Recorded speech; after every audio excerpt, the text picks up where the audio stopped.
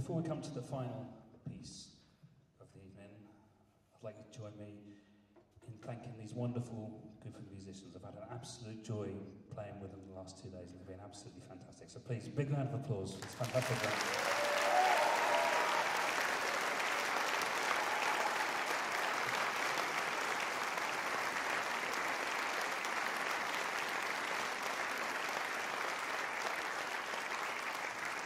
And of course, the director as well, wonderful Mike Hall.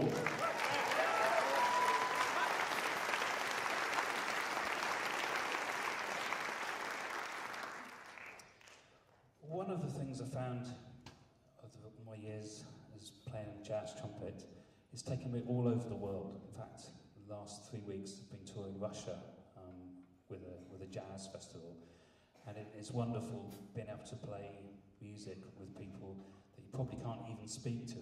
I think I know about one word in Russian, and I was playing with lots of Russian musicians, and I couldn't speak to them in Russian, but we could actually play music together, and that's one of the beautiful things I've always found about music. Though I can't speak languages, you can always communicate with music.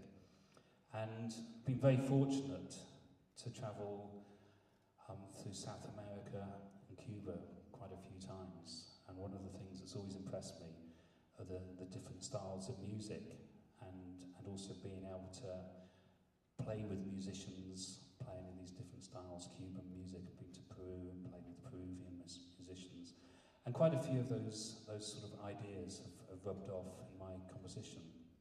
Now, about 5-6 years ago, I was commissioned to write the next piece for a wonderful big band in the north east of England, the Voice of the North Orchestra. And I thought I'd use some of these Latin ideas in this composition. It's divided into 4 pieces. The first piece is a tango. Now, there is a bit of space down the front. If anyone fancies having a dance, please go ahead. And that sort of gradually becomes a samba. So we're going from Argentina to Brazil.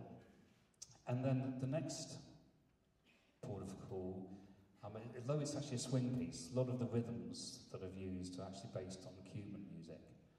And then we have a ballad, and then the final piece is sort of based on a calypso, but there's a few 7/4 bars and 5/4 bars thrown in just to confuse people. And the title of the piece is called Up Against It, mainly because when I was commissioned to write it, I was quite busy at the time, and I was sort of writing after gigs. I used to come into the hotel and sort of spend a couple of hours writing it, so I really felt up against it while I was trying to put this piece together.